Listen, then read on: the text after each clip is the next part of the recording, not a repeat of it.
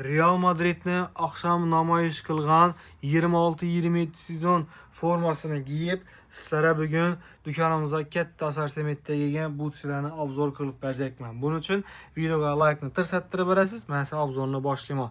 Birinchi qo'limdagi butsi Adidas EFL'ning oxirgi chiqqan modeli bo'ladi. Sifatlarini qarang, yengilligi, kачествоsi, dizaynlarini yaratib tashlaganlar. Yoqqan bo'lsa kommentariyaga yuraklarni tashlab ketinglar. Keyingi modellarimiz ham Adidas EFL'lar, shuni ipsisi va ipsizi bo'ladi. İkisini ham razmeri do'konimizda 36 dan 45 dan kelgan. O'tgan safar reklama qilgan Adidas EFL'ni jahon chempionati uchun ishlab chiqarilgan modelini do'konimizda o'tgan safar 39 dan 45 dan razmeriga berdi. Bugun esa 36 dan 45 dan razmerlari keldi. Keyingi modelimiz ham Vapor 17 bo'ladi. Oq svetindan keldi. Bu tiyinda shuni amortizatsiyasi boxilisi. Buni ham razmerlari 36 dan 45 dan.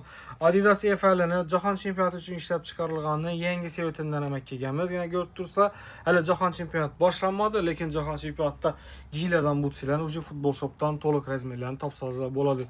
Yana sifatlari zo'r, ipsiz model Adidas EFL, razmerlari 36 dan 45 dan. Va hozirda trendda bo'lib turgan Adidas EFL Lami Yamal uchun ishlab chiqarilgan butsidan do'konimizda razmerlarni to'ldirib qo'ydik. Qolmaganida yana kelib turib bemalol xarid qilsangiz bo'ladi. Razmerlarni yana ham aytib o'taman, 36 dan 45 dan ipsiz model. Shuni sarkanoshkasidan ham 36 dan 45 dan to'ldirib qo'yganmiz. Butsilarimiz hozir bor razmerlar, tezroq harakatlaringizni ko'rmasangiz tugash ehtimoli katta. Shuncha reklama etdim, bir like bosing, bo'lmasa uyatib oladi.